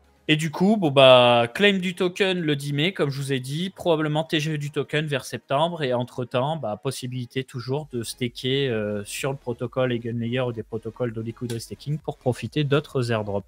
Voilà. Ensuite, au moment de ce live, on voit un petit peu de force sur des tokens de type Dépine et intelligence artificielle. C'est pas explosif, mais vu tout le rouge qu'on s'est mangé depuis quelques jours... ça fait toujours plaisir. Donc, moi, sachez que j'ai fait quelques lives récemment, justement, pour m'intéresser à tous ces projets-là. On en a couvert une partie sur Coin Academy. Mais il y a plein de tokens IA ou d'épines sans jetons qui ne sont pas encore sortis, qu'on va analyser sur le site. Voilà, donc n'hésitez pas à suivre Coin Academy sur les réseaux et à aller régulièrement sur notre site internet pour vérifier ça. Je suis tombé aussi sur ce projet. Voilà, on ne sait pas trop de choses sur lui, si ce n'est qu'on n'est pas sur un layer de Bitcoin ici. Donc ça s'appelle Arc Network, si jamais ARCH Network. On serait sur une technologie qui serait indexée directement sur le Layer 1 Bitcoin, un petit peu comme des ordinals, etc., mais qui permettrait l'exécution de smart contracts et ça exploiterait la machine virtuelle de Solana. Donc il y a du Solana VM, il y a du ZK, c'est basé sur la technologie de RISC-0 pour ceux qui connaissent. C'est ultra early. Et dès que j'aurai plus d'informations à ce sujet, on vous fera une analyse dessus. Mais voilà, si vous êtes curieux, vous avez Arc Network que vous pouvez check sur Internet. Pas sur le site d'Arc Wiki, parce que ça, c'est le système d'exploitation. Nous, ce qui va nous intéresser, c'est celui-là, voilà, que je vous mets dans le chat. Qu'est-ce que je me suis noté d'autre? Alors, on a sorti effectivement plein d'analyses cette semaine sur Coin Academy. que je vous invite vraiment à regarder dans la catégorie dossier. Notamment une analyse sponsorisée avec Warden Protocol, qui est un fameux protocole d'abstraction de chaîne qui n'a pas encore sorti son jeton, qui en ce moment propose un système avec des points pour obtenir un jeton Warp qui pourrait être converti contre des jetons Ward quand ça sortira. Mais voilà, dans les grandes lignes, l'idée c'est quoi? C'est de faire une boîte à outils pour les développeurs pour créer ce qu'ils appellent des Omni Apps ou OApps, donc des applications Omni-Chain. Et aussi proposer aux utilisateurs une expérience où tu as un set de clés, ils appellent ça une keyword. Et ce set de clés te permet d'interagir avec les écosystèmes EVM d'Ethereum, l'écosystème Cosmos, donc le Cosmosm, et plus tard Solana, visiblement, et probablement d'autres chaînes qui s'ajouteront. Donc en fait, vous avez un compte pour manipuler plein d'autres chaînes. Et je vous explique du coup en détail ce que c'est que l'abstraction de chaîne, etc. Donc si jamais vous voulez rentrer un petit peu dans la technique par rapport à tout ça, je vous invite à regarder cette analyse. Ceux qui nous écoutent sur YouTube, vous avez aussi le lien dans la description comme d'habitude. Vous pouvez aussi surveiller les performances des différents Layer 2. Alors avant, j'utilisais L2Fizz, mais ça c'était avant. Voilà. L2Fizz c'est bien, mais tu vois déjà il y a une discrimination contre Starknet. Au-delà de ça, t'as pas tous les Layer 2, là il y en a quand même beaucoup plus. Donc tu peux déjà voir les frais de transaction, tu peux voir aussi leur capacité transactionnelle en temps réel. On voit que par exemple en ce moment, c'est l'écosystème Optimism qui prime avec Base et aussi Mod, toujours sur cet écosystème-là. Seconde position Arbitrum. Savoir que Starknet n'est pas dedans, mais bon, Starknet serait en retrait quand même. Au niveau des transaction costs, pareil, vous pouvez comparer, vous pouvez voir que pour le moment, c'est Optimism et Arbitrum qui s'en sortent le mieux. Mais ils ne sont pas sur du ZK. On a aussi Mod, basé sur Optimism. Qui ne sont pas sur du ZK du coup. Ouais. Oui, qui ne sont pas sur du ZK. Et en fait, regarde, quand je coche tout, on a Starknet qui s'en sort très bien. Mais on a quand même ces petits OP Stack qui s'en sortent bien. Qui sont pas sur du ZK comme tu dis, mais qui s'en sortent très très bien. Et Manta, c'est un truc un peu hybride. Alors eux, je crois qu'ils stockent une partie des données sur Celestia justement. C'est pour ça qu'ils arrivent à avoir des frais aussi bas. Voilà, donc grosse paille que je vous laisse en description et dans le chat. Voilà, donc ensuite, je me suis amusé à regarder une interview du fondateur de Zama que je t'invite à interviewer, ou je le ferai moi, Léo. En tout cas, c'est un Français qui a monté plusieurs boîtes et qui s'est intéressé justement à ce chiffrement homomorphe ou appelé Fully Homomorphic Encryption. Le principe, c'est quoi? C'est différent du ZK, c'est différent de ce qu'on a l'habitude de voir avec Monero et compagnie. L'idée, c'est de pouvoir permettre à quelqu'un de traiter des données tout en les gardant chiffrées. Je te donne un exemple. Moi, je suis une entreprise. J'ai besoin d'appliquer un calcul sur un set de données. J'ai pas la machine pour. Voilà, j'ai pas la puissance de calcul pour. Donc, je vais passer par une personne tierce. Cette personne tierce, j'ai pas envie qu'elle soit en capacité de lire ces fameuses données, tu vois. Moi, je veux juste qu'elle applique le calcul pour moi et qu'elle me rende le résultat. En fait, je peux utiliser le chiffrement homomorphe pour le faire. Et ça va permettre à plein d'applications DeFi ou plein de projets institutionnels, justement, de pouvoir confier leurs données à des Layer 1 ou des protocoles spécialisés sans se soucier que leurs données vont être réutilisées ou en clair. Ça peut être des données de santé, tu vois, l'ADN, etc. Ça peut être des secrets pour des entreprises, ça peut être toutes sortes de données. Donc, c'est quelque chose dont on entend parler depuis plus de 50 ans, mais qui commence à voir le jour parce que justement, le fait de chiffrer de bout en bout ces données tout le temps, ça demande énormément de puissance de calcul. Et donc, on a Rand Indy, je ne sais pas si ça se prononce comme ça, excuse-moi si j'écorche ton prénom, qui est le fondateur de Zama, qui s'est spécialisé là-dedans. Et en fait, Zama, c'est quoi? Zama, c'est une entreprise qui s'est spécialisée dans le Fully Homomorphic Encryption. Et tu vas voir plein de Layer 2, plein de Layer 1, etc. qui vont se baser sur la tech de Zama pour proposer justement des coprocesseurs FHE ou toutes sortes d'applications de ça. Mais pour le moment, Zama, c'est pas vraiment le projet qui va avoir son token, etc. C'est le projet qui va mettre à disposition sa tech à plein d'autres, comme Phoenix, etc. Donc moi, je bosse sur une cartographie justement des projets liés à cette narrative FHE, et quand elle sera propre et que je comprendrai mieux, on prendra le temps tous ensemble de regarder tout ça. En attendant, j'ai fait un live à ce sujet-là le 1er mai. Je vous laisse là aussi le lien en description et je vous explique tout ce que j'ai appris. Donc, qu'est-ce que c'est que le FHE? À quoi ça sert dans le monde réel? C'est quoi en comparaison à du ZK ou du multi-party computation, etc. Je mets aussi plein de ressources utiles et plein de projets qui ont construit ou qui sont en partenariat avec Zama, que ce soit Phoenix, Inco, PrivateSea, Octra, etc. En fait, quasiment tout le monde utilise la tech de Zama. Il faut savoir qu'un ingénieur sur 10 qui bosse sur le Fully Homomorphic Encryption aujourd'hui est un employé de chez Zama. Et je crois qu'ils sont 35 employés spécialisés. Zama, c'est aussi 73 millions de levées, pour ceux que ça intéresse. Donc c'est quand même une levée pas mal. Et pour les plus curieux, CryptoRank, quand tu vas justement sur CryptoRank, tu peux voir que dans les personnes qui ont levé, on a notamment en Angel Anatoly Solana, et Gavin Wood, qui est cofondateur d'Ethereum et fondateur de la blockchain Polkadot. En plus de Multicoin Capital dans les VC Tier 1 et Stake Capital de Julien Botko dans les Tier 4. On est pas mal sur le fondage, j'ai noté plein de trucs, mais c'est peut-être moins intéressant. Est-ce qu'on n'enchaînerait pas sur la technique, mon ami Picsou, ou tu veux que je continue de meubler un petit peu?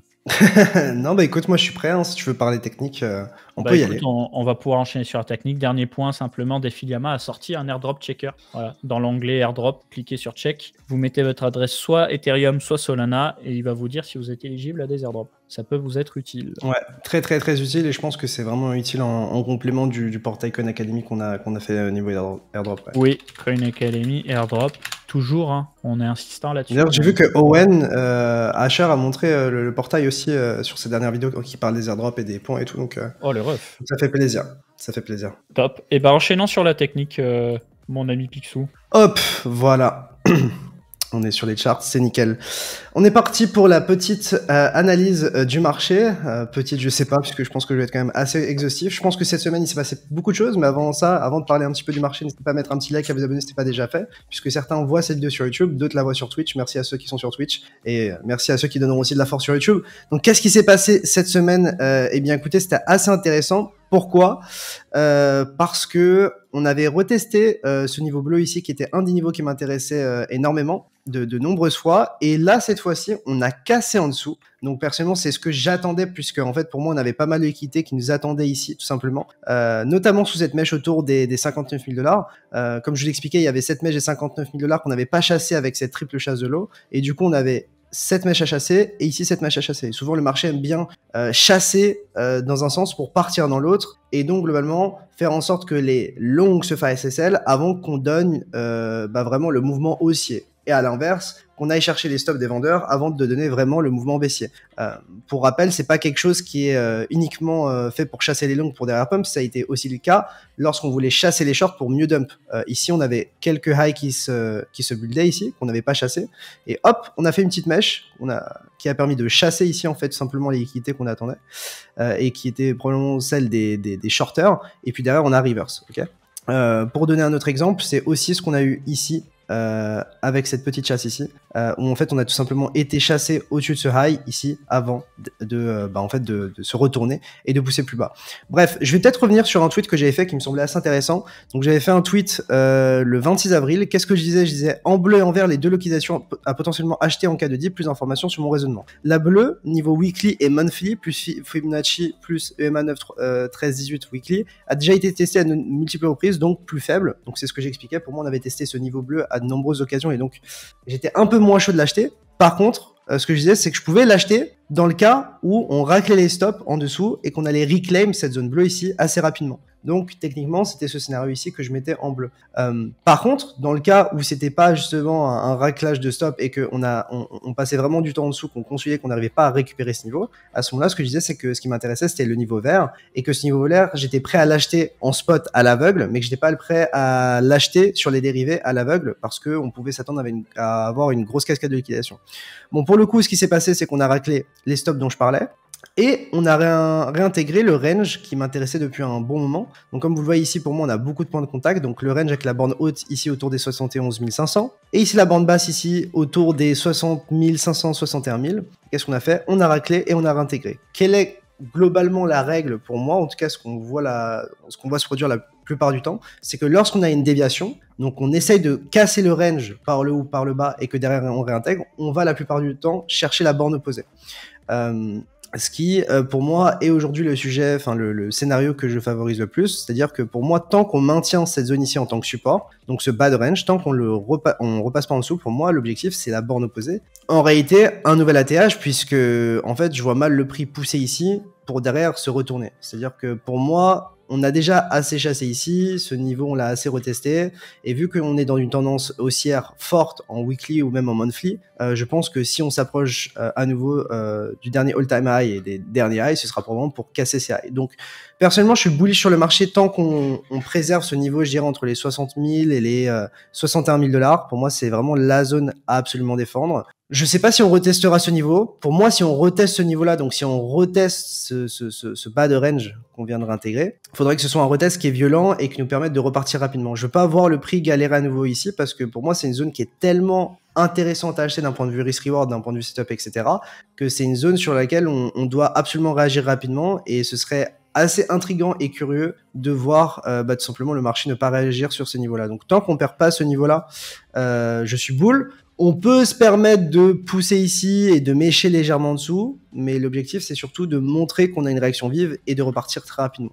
Donc pour moi, tant qu'on perd pas ce niveau-là, je suis bull et je vise un nouvel ATH. Et pour le coup, je vous ai parlé de ce schéma avec un range ici, avec la borne haute, la borne basse, une déviation, réintégration et donc potentiellement chercher la borne opposée. Mais ce qu'il faut savoir, c'est que cette zone bleue dont je vous parlais juste avant, qui correspond d'une certaine manière aussi à la borne basse du range en daily, comme j'ai expliqué un petit peu dans ce tweet qui est très très complet et dans lequel j'ai vraiment développé ma pensée, etc. Et dans lequel je disais que j'étais bull mais que je cherchais des opportunités pour renforcer ma position. Ce niveau bleu, en fait, c'est tout simplement le niveau monthly le plus important sur la charte actuellement, puisque c'est sur ce niveau en monthly que, eh bien, on a consolidé et sur lequel on a trouvé notre top de 2021. C'est ici qu'on a clôturé. On n'a pas réussi à clôturer au-dessus. Jusqu'à ce moment-là, on a clôturé au-dessus, mais on a directement reclôturé en dessous. Donc pour moi, c'est une zone qui est très claire. En monthly, c'est vraiment magnifique. En weekly, je pense que c'est aussi très très clair. On voyait qu'ici, on avait trouvé pas mal de résistance. Et ici, lorsqu'on a débordé, on a essayé d'utiliser ce niveau en tant que support. Et lorsqu'on est repassé en dessous, on l'a retesté ici en tant que résistance. Donc on voit que le niveau est très clair et bien défini. Et en plus d'être clair et bien défini, c'est les 38% de retracement de cette hausse, donc de cette hausse récente ici entre les 38 000 $ et les 73 000 $. Je vous le rappelais ici, pour moi, on a eu 3 phases de hausse. La première ici, la deuxième et la troisième. Donc, si on prend les niveaux FIB, donc les retracements Fibonacci de cette dernière hausse, on a les 38% ici. Donc, on avait un niveau horizontal weekly, un niveau horizontal monthly, le bas du range daily weekly, plus les UMA 9-13-18 et le niveau FIBO, je ne sais pas si j'en avais parlé. Donc, pour moi, on avait vraiment énormément d'éléments qui faisait que en fait ce niveau bleu était une utilisation assez intéressante, mais encore fallait-il qu'on ait une réaction qui soit assez positive dessus. Et là pour le coup, pour moi on l'a eu. Donc pour moi actuellement, je dis bien que tous les feux sont verts.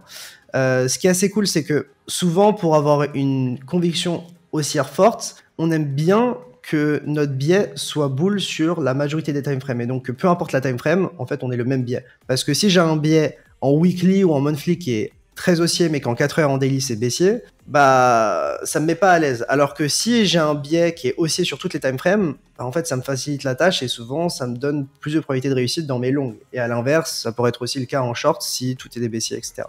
Donc là on voit ici que sur mes EMA 9, 13, 18 en weekly, on est toujours au-dessus et on utilise ces dernières en tant que support. A priori, dans 5h40, on va clôturer cette semaine comme ça, donc ce serait vraiment très très positif. Si on regarde en 12 heures, on est repassé au-dessus. Si on regarde en 4 heures, on est repassé au-dessus. Si on regarde en daily, on est repassé au-dessus. En 2 jours, voilà, on est en dessous. Mais sur, je dirais, la majorité, on est quand même au-dessus. Donc pour moi, vraiment, on ne pouvait pas espérer une meilleure clôture hebdomadaire. Alors on n'y est pas encore, il reste 5h40, hein. Mais si on clôture comme ça, c'est vraiment très très beau. Et on aurait match parfaitement le scénario qui m'aurait permis et qui me permet de renforcer mes positions, à savoir je suis exposé en spot, j'attendais que ces liquidités soient chassées et qu'on grabe sous ce niveau pour derrière mieux repartir. Et donc là pour le coup c'est exactement ce qu'on a eu. Donc assez optimiste sur ce marché-là. Je pense que ce qui a été aussi assez surprenant, j'en ai pas parlé, mais c'est que c'est sur les order flow, donc sur l'order flow, et notamment sur le funding sur BTC, ça faisait longtemps qu'on avait eu aussi peu d'optimisme. C'est-à-dire que historiquement dans un marché aussi, on a tendance à avoir des fundings qui sont assez positifs, donc ça montre que en fait les prix des dérivés sont légèrement au-dessus du prix du spot, et donc que ce mécanisme veut à tout prix rapprocher le prix des dérivés au spot, donc a tendance à faire payer des commissions qui sont assez chères. Plus le prix des dérivés est décalé du prix spot à la hausse, plus le funding augmente. Et là, on voit que en fait, c'est pas du tout le cas. Et ce que ça montre, c'est qu'il y a un désintérêt pour le marché. Et surtout que les gens qui sont encore sur ce marché-là, ils sont pas suroptimistes et ils sont pas euphoriques au point de se surleverager.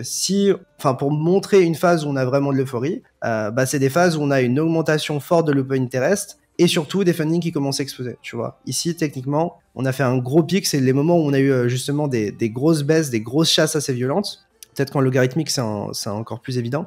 Mais voilà, c'est quand on était sur des fundings autour de 60%, voire de 80%. Donc, gros funding veut pas dire top, mais souvent, ce que ça montre, c'est un énorme emballement. Or, on l'a pas du tout vu. Et si on regarde, ce qu'on veut voir, nous, dans un marché haussier pour jouer une continuation, c'est des phases d'euphorie, ou comme ici, avec des fundings qui sont élevés, puis une correction qui fait sortir tout le monde, même comme ici. Et ensuite, derrière, quand tu as des fundings qui redeviennent positifs, que tu n'as pas un open interest qui s'emballe et que tu as un setup graphique assez sympa, genre on passe sous un niveau de support, puis derrière on le reclaim, on le récupère, bah là en fait tu peux avoir une belle continuation et surtout, tu as tout qui est dans ton sens du côté acheteur. C'est-à-dire que tu payes pas des frais via le funding qui sont archi énervés et t'as pas l'impression d'avoir tout le monde dans ton sens. Je sais pas si on se rend compte, mais sur le bottom ici de BTC, il y avait énormément de gens qui étaient pessimistes.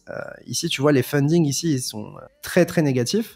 Enfin, très négatifs. Ils sont négatifs, ce qui n'était pas arrivé depuis extrêmement longtemps, pendant un certain temps. Et c'est en même temps ce moment-là où on a eu une augmentation de l'open interest. Donc, tu as eu un open interest qui a augmenté et un funding qui a baissé. Donc, peut-être qu'il y avait pas mal d'intérêt à vendeur et je pense que pour le coup, on a essayé de liquider pas mal de gens. Donc, à voir ce qui se passe. Voilà, on a réintégré un range. C'est possible qu'on mette du temps avant de pousser plus haut, dans le cas où on suit mon scénario. Mais dans tous les cas, moi, je pense que le bottom court terme sur BTC est in. Et que si on le prend, on va pousser bien plus bas pour faire vraiment souffrir du monde. Parce que toutes les personnes qui ont acheté ce reclaim de range ici, globalement, qui ont eu la même idée que moi ou qui ont suivi le même scénario, bah, si on commence à pousser plus bas et les faire souffrir, bah, on va les SL. Et je pense qu'il y a beaucoup de gens qui vont sizer ici, ou en tout cas qui étaient positionnés ici. Et donc à ce moment-là, je pense qu'on pourrait fortement accélérer à la baisse. D'où ma deuxième zone ici, en verte. Et je pense que si jamais on prenait ce lot ici, qui est imparfait, on peut le dire, parce que concrètement, sur ce bottom qu'on a marqué ici, un peu une sorte de diamant d'ailleurs, hein. Je pense que certains chartistes diront que c'est une sorte de diamond bottom. Je sais plus comment on dit ça exactement, ça fait longtemps que je dis pas ce genre de pattern, mais voilà, je pense que c'est assez clair. Et surtout, le problème, c'est qu'on a laissé pas mal de lots. C'est-à-dire que ici, ce lot ne chasse pas le précédent. Ici, ce lot ne chasse pas le précédent. Ici, ce lot ne chasse pas le précédent. Donc, on a laissé pas mal de liquidités. Et personnellement, je m'attendais à ce qu'on les chasse avant de pousser. J'aurais été beaucoup plus ravi de voir ces lots chassés avant que justement on marque ce bottom pour partir derrière. Donc, je reste optimiste. Je pense que voilà, dans 5h36, on devrait clôturer cette bougie 3 jours comme ça. Donc, ce serait un avalement haussier. En tout cas, presque un avalement haussier. Donc, c'est assez fou. Et donc, je suis assez étonné de la force du marché. Mais franchement, ça fait extrêmement plaisir. Personnellement, ce qui me déplaît un petit peu, pour être très honnête, c'est Ether. Jusqu'à maintenant, avait gagné en dominance depuis le halving et qui maintenant repère de la dominance, donc avec un BTC qui reprend de la dominance. Donc, en fait, ce qui m'a énormément surpris pour les gens qui se rendent pas trop compte, c'est que sur la baisse de BTC, on a eu une augmentation. Sur la baisse de BTC, on a eu une baisse de la dominance BTC, on a eu une augmentation de la dominance des altcoins et d'Ethereum. Ce qui montrait concrètement qu'on avait beaucoup de force. Et ce qui montrait beaucoup d'intérêt du côté des altcoins. Alors peut-être qu'ils avaient pris tellement cher que, il y avait moins de gens à dégager, je sais pas. Mais en général, dans ces conditions-là, on se dit que, en fait, si les alt et Ethereum sont forts pendant un dump de BTC, à ce moment-là, ils sont très forts pendant un rebond de BTC. Or, on a vu un rebond sur les alts. On peut voir que la dominance des alts, ça va, ça tient, mais c'est pas incroyable. Et surtout que là, on voit un rebond de BTC, on voit un Ethereum qui perd en dominance et qui se fait éclater, quoi.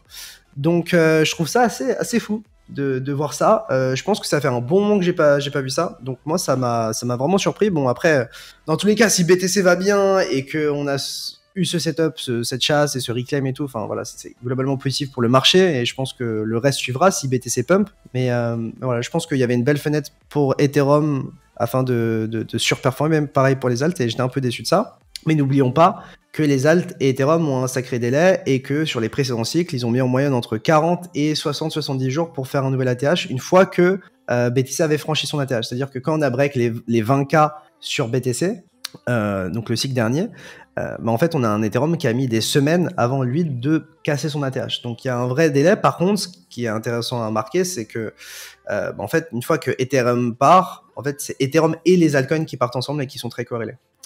Mais souvent, voilà, Ethereum et les alts ont du délai, BTC tempo premier, et ensuite les liquidités rentrent sur Ethereum et les alts. Donc voilà.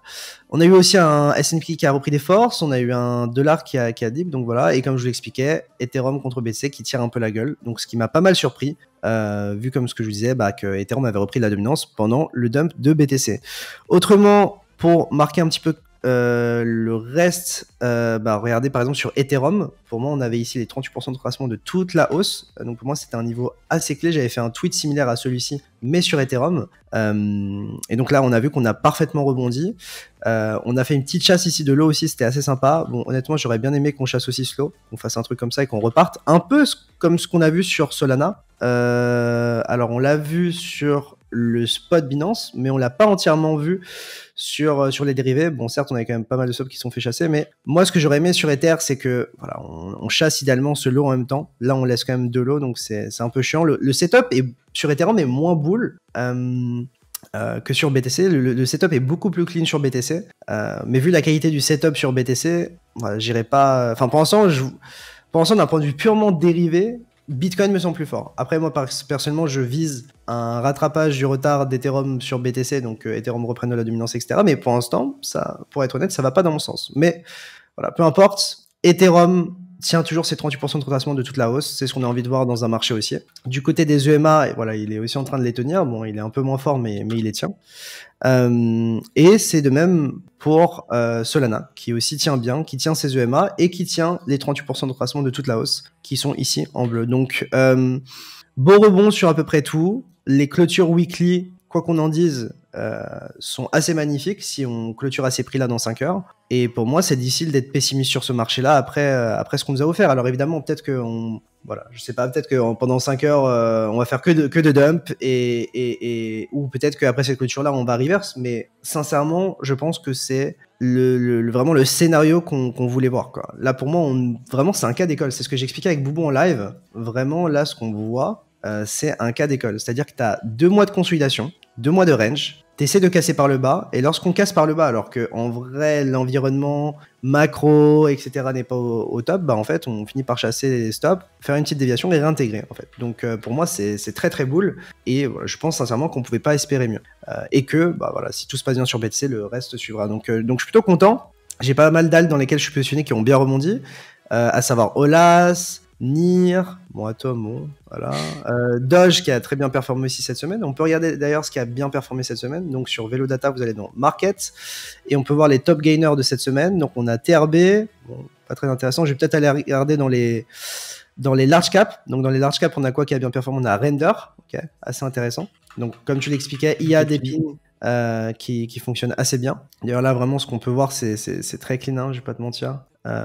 Ce petit W là en continuation, bon, on va voir comment BTC se tient, mais enfin voilà, un petit W en daily avec un retest des EMA 9, 13, 18 en weekly, c'est vraiment sympa. On a Atom qui reprend bien. En fait, Atom a bien performé surtout parce qu'il a pas trop dump. Il a pas trop dump en fait pendant le dump de BTC. Ah ouais? Ouais, en fait c'est assez surprenant. Je vais superposer BTC sur Atom. Hop, comme ça tu vas voir.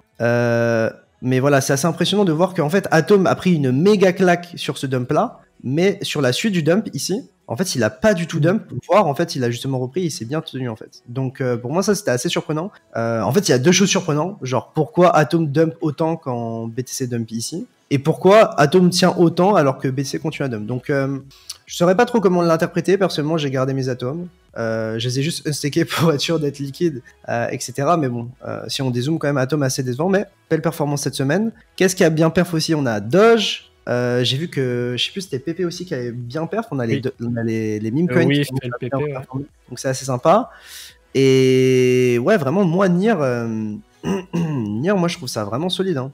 Nier, je trouve ça vraiment solide. Bon, je vous ai fait un petit peu une zone à l'arrache, mais pour moi, la zone ici en vert, c'était vraiment la zone à tenir. C'est une zone sur laquelle on a trouvé de la résistance à de multiples reprises. C'est la zone sur laquelle on a parfaitement rebondi ici, sur laquelle on a consolidé avant de pousser en mode parabolique. Et c'est la zone qu'on a parfaitement retesté en termes en tant que résistance lorsqu'on est passé en dessous. Donc, enfin, ce niveau il est clean. Graphiquement, voilà, c'est clean. Encore une fois, il a été retesté ici lorsqu'on a bien rebondi. Et là, pour le coup, on semble retester à nouveau ce niveau comme support. Donc, on a flip ce niveau de résistance en support. Et donc pour moi, tant que c'est le cas, je pense qu'il y a moyen vraiment de scène, etc. Donc c'est pour ça que je me suis exposé à Nier, qui derrière surfe sur pas mal de vagues assez intéressantes, pas mal de narratives. Et d'ailleurs, je vais en faire une interview. Je vais faire une interview du fondeur de Nier qui s'appelle Ilia, tout simplement. Donc voilà, Nier très impressionné. Très impressionné aussi par BNB. Pour moi, c'est un des coins les plus bullish actuellement.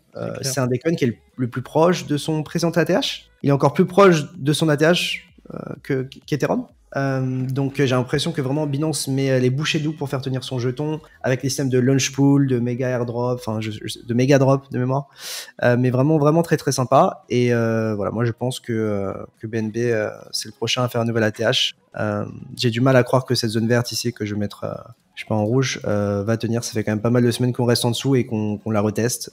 Voilà, pour moi ça va casser tôt ou tard et je suis très très bull sur BNB tant qu'évidemment BTC casse pas, mais tant que BTC se retourne pas, si je devais jouer des trucs assez bull, je pense que BNB en ferait partie. BNB, Nier, pour moi, sont vraiment très très solides. Bon, DYDX, ça peine un peu, mais ce qui est assez intéressant, c'est qu'on a eu des journées à 40% de rendement ou 41% de rendement en USDC via staking, donc ils sont distribués directement, donc c'était assez appréciable. Ouais, je sais pas, dans les coins que j'ai, il y a pas beaucoup de trucs qui ont énormément pump. Il y a AXL aussi qui a bien rebondi, puisque en fait on a vu on a vu Wormhole bien performer. Tu vois, autant t'avais un BTC qui dumpait, bah en fait pendant cette période de dump de BTC, bah en fait t'avais juste Wormhole qui rangeait, genre ce qui était assez fou. Et lorsqu'il a commencé à pump, on a vu Axelar aussi prendre pas mal de force, donc les deux sont assez corrélés. Et moi, ce qui me choque vraiment, c'est, j'en ai parlé plein de fois, hein, mais c'est la différence de capitalisation entre un Axelar et un Wormhole ou un Layer 0, ouais. 1,4 milliard Axelar. Hein. Et ils sont très adoptés, ils sont quand même assez populaires, ils ont une belle solution. Layer 0, je crois qu'ils se basent même sur eux, de ce que me disait le founder de Axelar sur certaines choses. Ah, voilà, par exemple, un Wormhole qui a genre 4 fois la capitalisation d'Axelar. Et un Layer 0 qui va pop encore plus haut que... Bon, je parle de FDV, hein, mais un Layer 0 que je pense qu'il va pump encore, encore plus haut que Wormhole. Je pense un Layer 0, on peut le voir pop à quoi, 10B. 12 Ouais, 10-12. 10-12, je pense. Donc ouais. Donc assez impressionnant. Mais voilà, sinon moi, c'est vraiment les coins sur lesquels je suis placé. Surtout Ethereum, Solana. C'est mes plus gros bags actuellement. Et puis à côté, du Olas, jeton IA, du Tao, jeton IA, du Nier, du Atom, du Doge, du BNB, du DYDX, du Tada, du FTM, du Sand, etc., du SHIB, du STX aussi.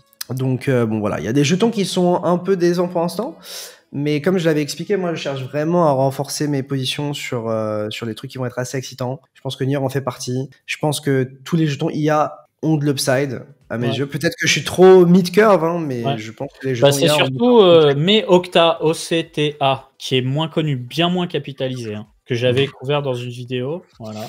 Octa, ça part. Hein. Octa, ça part. Tu peux l'expliquer ou... Je pense que c'est la narrative qui fait ça. Je sais pas si Clore, c'est parti aussi CLORE, si tu regardais. Mais c'est des trucs IA qui sont bien moins capitalisés et moins Clore. Du coup. Mais ouais, même sur toute la narrative Deepin, t'as Arweave aussi qui pète bien. Ouais. Assez impressionnant. On va regarder, hein, mais dans ma liste, il y en a d'autres. TRB qui commence à se renflammer. Il y a AKT aussi qui commence à repartir, plus 15%. LPT, j'avais pas vu 10%. LPT, plus 10%. Après, il avait pris une belle claque. Et en fait, si tu regardes dans les top coins qui performent, t'as AKT, donc c'est Deepin. T'as WorldCoin, c'est IA. T'as LPT, c'est Deepin. Ouais, Deepin. T'as Agix, c'est IA. T'as Arweave, c'est Deepin. T'as RNDR, c'est Deepin. T'as Ocean, c'est IA. T'as FET, c'est IA. T'as Nier, c'est IA, Chain Attraction. Si tu regardes dans les top coins qui performent en tout cas aujourd'hui, ils sont tous alignés sur la même narrative quasiment. Ouais, donc, c'est les effets de mode. Donc après, c'est ma liste là, mais et des coins, il y en a bien plus, mais c'est quand même les plus grosses capitalisations. Donc je pense que ça veut dire quand même quelque chose.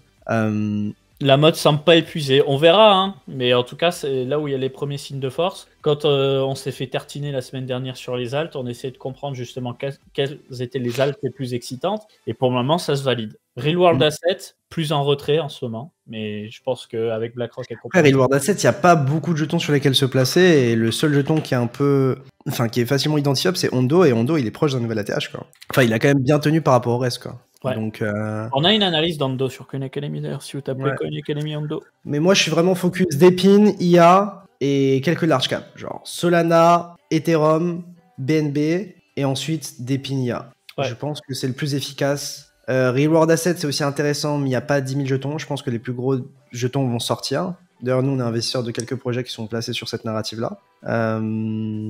Mais voilà, Ondo, actuellement, le jeton ne sert à rien, ce que j'ai compris. C'est juste de la gouvernance, quoi. Enfin, ça sert à rien, c'est de la gouvernance, quoi, comme tout. Il n'y a pas d'utilité spécifique, quoi, mais... Ouais. Bah, de toute façon, le main focus, pour moi, j'en ai pas parlé dans cette émission, mais ça va être le cocktail FHE, donc encryption homomorphe, ce que je montrais tout à l'heure avec Zama, couplé avec du ZK, couplé avec de l'IA. Parce que avec de l'IA, les gens vont se dire oui, mais le problème, c'est que les gens, ils n'ont pas envie de donner leurs données, les grands groupes, ils veulent pas donner leurs données. Mais regarde là, 7 jours, la performance AI Agents. Clique je dessus, vous parlais de quoi je vous parlais de quoi Dernièrement, je vous parlais de Autonolas. J'ai fait une interview en français, enfin sur ma chaîne française, etc. Personne n'en parle. Plus 35% sur les 7 derniers jours. Bon, il avait pris une claque, mais voilà. Donc, qu'est-ce qui a pété en catégorie AI Agents, AI, et après, c'est du meme coin. Et après, c'est pas très clair. Un peu des options, mais c'est en market cap, c'est ridicule. Donc ouais, c'est... Puis si tu regardes le market cap IA, c'est 27 milliards sur un total market cap de 2500 milliards. Et puis là, pour la partie Depin, c'est 1%. T'as Peak Network qui arrive, tu vois.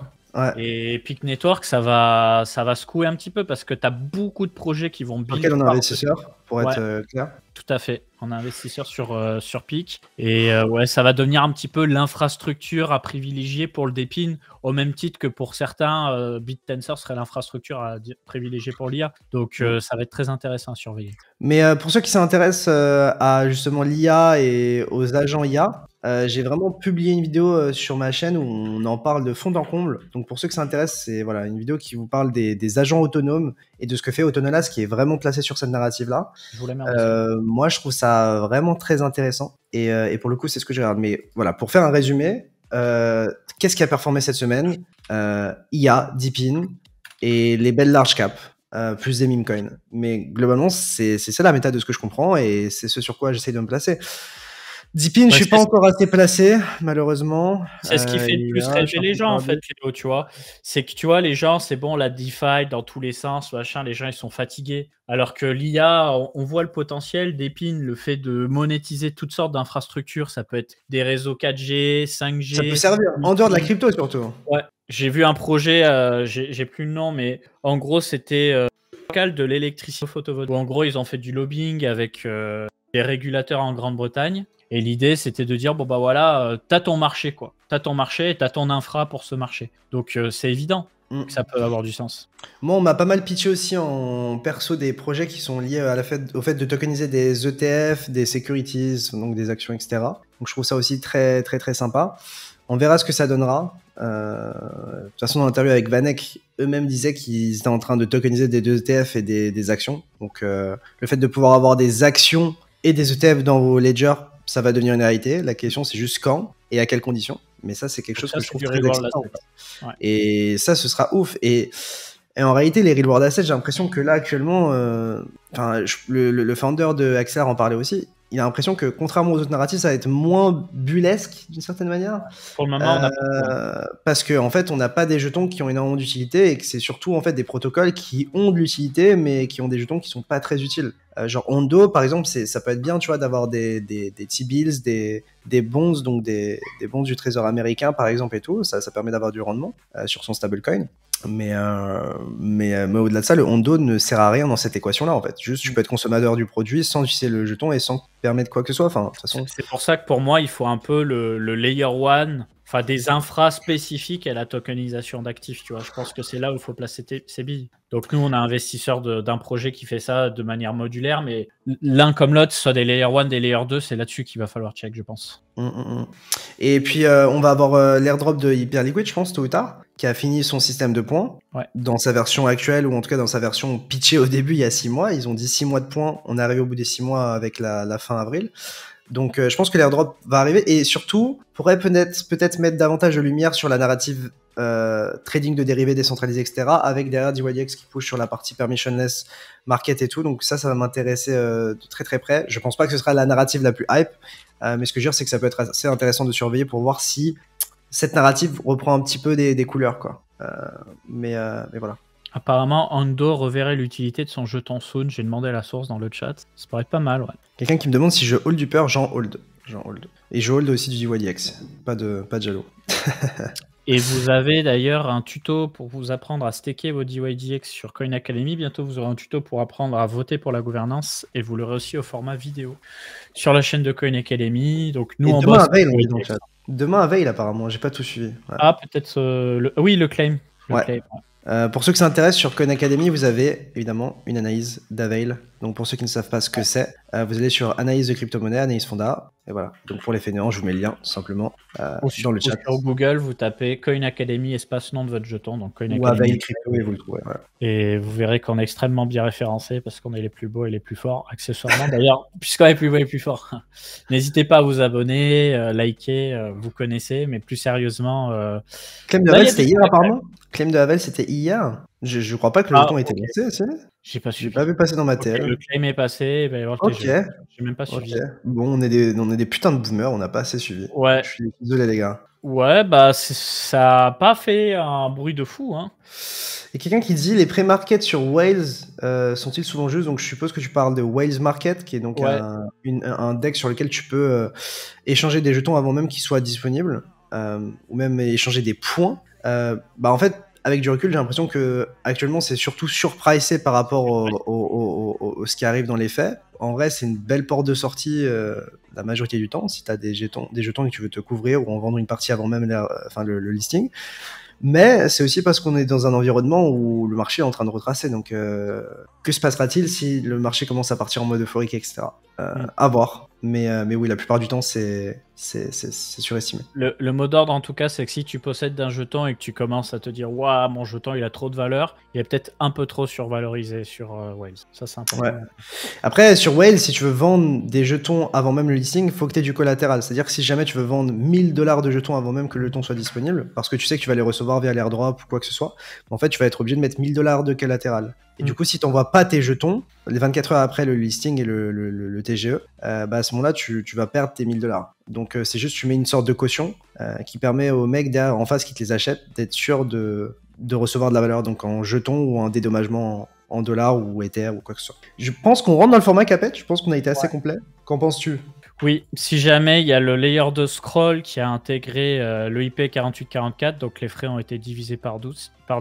Donc ça, c'est intéressant. Il y a aussi un airdrop prévu pour les token holders d'Ultra, Natif ou UOS, que ce soit un airdrop lié à leur jeu, Projet Citadel et d'autres. Voilà, ça, je l'avais noté tout à l'heure, mais j'ai oublié de vous en parler. Je regarde si j'ai d'autres notes. Non, voilà, après, ça va être surtout analyser tout ce qui est polymorphic encryption, parce que je pense que ça va être une narrative. Elle va pas arriver en boom d'un coup, parce que les projets vont commencer à arriver, mais justement, c'est peut-être un moyen de se placer potentiellement avec des airdrops et toutes sortes de choses. Mais moi, je crois beaucoup au projet, en fait, où tu vas avoir une infra type BitTensor, PIC ou autre, des partenariats où ça va faire du ZK, du FHE, et tu regardes qui bosse avec qui, en fait, et potentiellement, il y a des opportunités dans ce sens-là. En tout cas, nous, c'est ce qu'on fait en tant que média pour essayer de travailler avec eux, de vous en parler. On regarde qui bosse avec qui, et tu vois que c'est un peu les mêmes noms qui ressortent généralement. Hein. Et il y a beaucoup de projets sans jetons qui arrivent. Clairement, beaucoup de jetons, et comme j'expliquais, pour moi, on est encore très loin d'une euphorie du côté des VC ou même du nombre de jetons lancés, etc. Si vous allez sur DeFi Lama, vous avez les montants qui sont levés. On commence à s'exciter, mais on est très loin des montants qui étaient levés en 2021 ou même en 2022 du côté des VC. Donc je pense que quand on s'approchera des 3-4 milliards levés par mois, là, on pourra se réveiller et se dire, ok, ça s'active vraiment. Je pense que ça coïncidera peut-être aussi avec le moment où les taux directeurs baisseront, parce qu'actuellement, les LP, donc les gens qui mettent de l'argent dans les fonds d'investissement comme les VC, qui investissent dans les boîtes crypto, dans ces jetons qui sont encore disponibles, etc., en fait, ils sont un peu en galère parce que ils ont plus d'intérêt à mettre leur cash dans des bons du trésor américain qui les payent 5% sans risque que prendre des risques inconsidérés dans un environnement où peut-être que les risques ne performent pas aussi bien. En tout cas, le cash est et ça coûte cher d'emprunter. Donc peut-être que ça changera à ce moment-là quand il y aura une baisse des taux directeurs, mais voilà, dans tous les cas, on est encore loin d'une effervescence et d'une euphorie sur les VC, et je pense que c'est ce dont on a besoin pour commencer à identifier un potentiel top ou un moment pour vraiment exit fort. Même du côté des stablecoins, si tu regardes, on est toujours en train de print comme des fous, quoi. Ça, c'est bon C'est pas dégueu. Ça, c'est très bon signe, ouais. Des niveaux plus hauts. Super. Voilà, bah écoutez, merci les potes, merci d'être passés, ça faisait plaisir. J'espère que vous avez apprécié cette petite masterclass qui était peut-être un peu plus calme que les précédentes, mais je pense qu'on a aussi profité de cette semaine. Et puis moi, je vais être en déplacement cette semaine aussi, donc je vais pas tout suivre de près, mais je vous promets que on va sortir des bangers sur la chaîne de Khan Academy et même sur ma chaîne. Pas mal d'interviews qui sont en stock, pas mal de contenus qui sont en stock, etc. Donc malgré le fait que, par exemple, moi je serai un peu moins actif, on va enchaîner niveau contenu et je pense que c'est des trucs qui vous plairont beaucoup. Rien à dire de plus. Passez une bonne journée, une bonne soirée. N'hésitez pas à vous abonner si c'est pas fait. Ciao tout le monde. La bise.